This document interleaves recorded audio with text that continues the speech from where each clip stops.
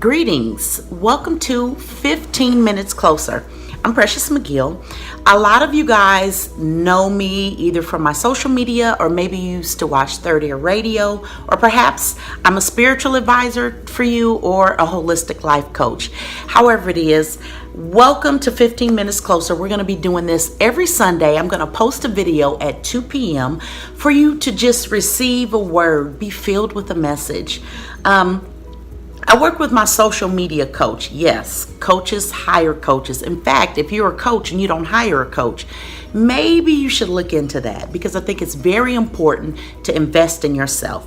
I digress. My social media coach, she really encouraged me to do this, put myself out there, confront my fears. Yes, I have a fear of filming myself. I have many fears, but I walk through them all. And in her encouraging me, she asked me, what is my intention? You know, she said, you want to attract more clients, right? Actually, no, I'm not doing this to attract more clients. I'm doing this because I simply wish to give. There's a message in my spirit and it is inside of me, and I wish, it's my desire, my will to share it with you. Okay, so I hope you guys can appreciate that. So like I said, I'll be coming to you every Sunday. I'll be posting a video at 2 p.m. Pacific Standard Time, because I'm a Cali girl. Okay, I'm a West Side girl. Okay, so I just mentioned I used to be on Third Ear Radio. I loved it. I love my co-host Ruth. I hope you're watching this, Ruth. Shout out to you, my sister. It was time for me to move on. I've learned a long time ago that we have to be able to be still and listen to what God is asking from us.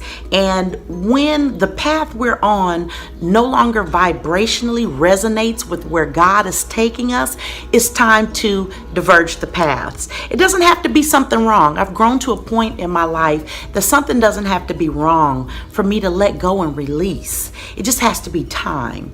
I'm getting better with my time. I'm happy to say about that. So many of you might ask, well, Precious, what is your religion?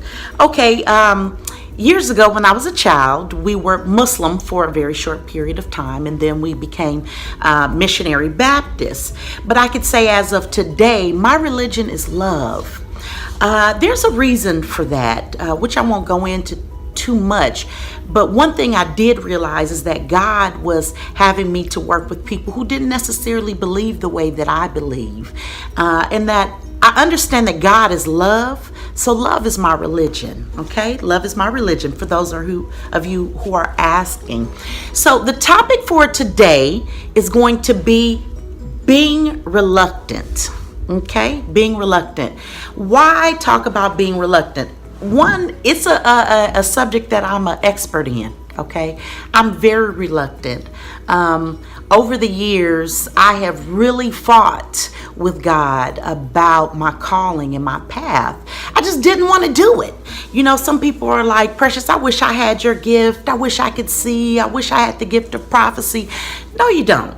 I tell people this all the time and they laugh because they think I'm joking. If I could choose a gift from God, it would be the gift of song. I actually really enjoy singing, though I can't. And I imagine myself enjoying doing that. Now, I may not always enjoy what I do, but that's just a part of me getting over the fear. But I love what I do because I love assisting in the process of change. I love sitting with people and holding the space for them to go deeper. That's my calling. I just love it, okay? But I'm still reluctant about doing it. Sometimes I'll walk into a client's home, and usually the less I know about you, the better. But sometimes when I show up, I'm like, oh, maybe I should have asked questions before I got here. But glory to God, it always works out excellently. Okay, so being reluctant, God knew who you were before you were formed. Okay, before you were even a thought, a twinkle in your parents' eye, as my mother says. God knew who you were. He knew what you needed for full expression of self, and He put that right on the inside of you. Okay, so even though you're reluctant, the moment you become ready, The moment you become ready, God unfolds in the most miraculous way. My God, let me tell you, I'm a witness. This last week has been amazing, mind-blowing. My whole body is vibrating, and it's just from giving in. So being reluctant. My sister and I own a salon, and we have quite a few people from different stations in life. We happen to have a pastor. We have several, but one of the pastors that comes in, I was talking to her about me being reluctant. I said, Vanessa, I wrestle with this thing. I'm very reluctant. I'm like, God, why me? Why would you choose me for such a thing? Let me get something different. Let me volunteer. I love volunteering because I just like to help people. And Vanessa told me, Precious, you're in good company because every prophet in the Bible is a reluctant one. And I thought, wow, really? I'm not a Bible scholar. I'm not well versed in the Bible, but let me go back and check that out. And I started just Googling the word reluctant prophet, right? Now, I don't consider myself a prophet, but I do have the gift of prophecy. So go figure, semantics, call it what you want to. So I went and I looked up the story of Jonah. Now, we all know about Jonah in the belly of the whale, in the belly of the great fish, whatever. I don't want to have a debate right here, okay? But Jonah was a prophet of God, and he was the most reluctant prophet. God came to Jonah and told him that he was going to go to a city. I think it was Nineveh. I don't know how to pronounce that word, but he told Jonah that you're going to go to this city and you're going to deliver a message to my people. And Jonah was like, nah, I'm not feeling that, God, which I can relate to because a lot of times I'm like, God, I am not feeling this, okay? So he told Jonah, you're going to go and you're going to deliver this message to my people. And so in his reluctancy, Jonah fled. He left God. He got as far away from God as he could, which is an impossibility. Let me just tell you right now, people, there is no spot where God is not. So in his fleeing, he got on a boat. He was on a boat with other men, and a storm came and troubled the waters. And Jonah said to the men, I know why the storm has come. God is mad at me. Save yourself. If you throw me over, you will be saved. The water will be still. It's just because God is mad at me. I fled God. And the men thought, well, we shouldn't throw you over because if you're truly a prophet of God, we might be in trouble. Okay, so even though they didn't throw him over, he was tossed aside from the turbulence of the boat and swallowed up by the whale or the big fish. I'm going to say whale, okay? So while he was in the belly of the whale, he prayed to God. He asked for forgiveness. He said, God, I will listen to you. I will follow you. And lo and behold, Jonah was actually saved by that fish. He was delivered to the destination that God had promised, and he became obedient to the word. Well, I'm going to tell you guys, I've been in the belly of the whale for a long time, okay? And it's not a pleasant space. But in the moment that you agree, that thing unfolds and you're back in alignment with the will of God, that the will that God has for your life. Now, let me explain that. God's will is for you to have free will. God's will is for you to have your own will. It's up to you, people. You get to choose how you do this thing called life. But let me tell you something. Magic happens when you align your will with the will of God. I spent so many years praying to be delivered from my situations, plural. I prayed so many years. In fact, I taught so many years for people to be in alignment with their divine will. Because when you bring your will in alignment with the will of God, specifically the will that God has for your life, everything changes. To the degree that you bring yourself in alignment is the degree in which you will experience the change, okay? Things have gotten better for me, and they have gotten better for me. Now, I'm not saying there's no trouble. Of course, it's inherent in being human, right? But things have began to be more beautiful for me, have more meaning.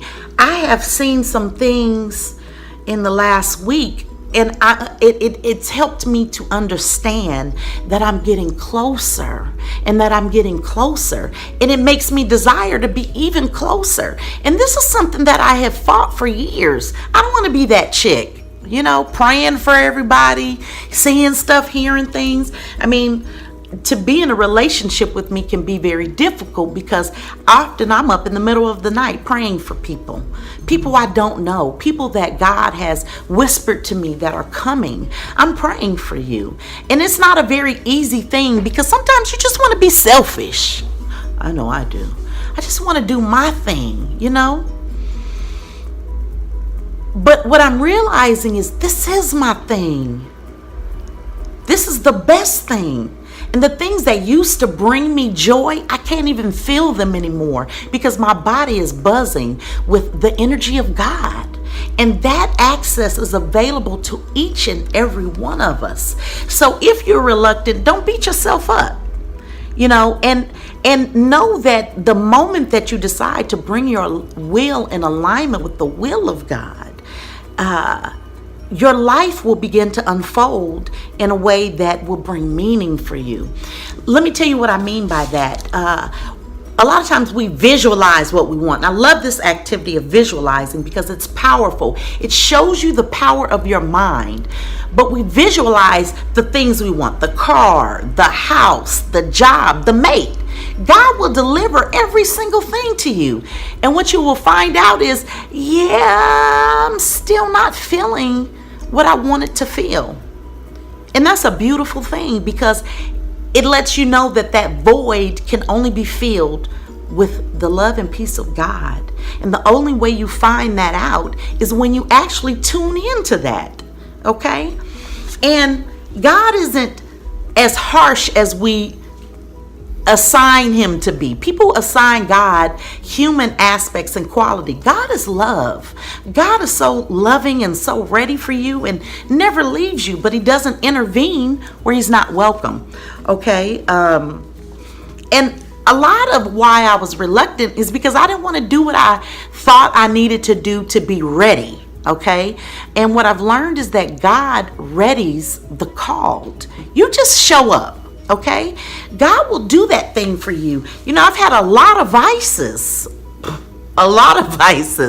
And when I gave myself to God, not went to church, not read a thing, because I was doing those things and I wasn't having that measure of peace.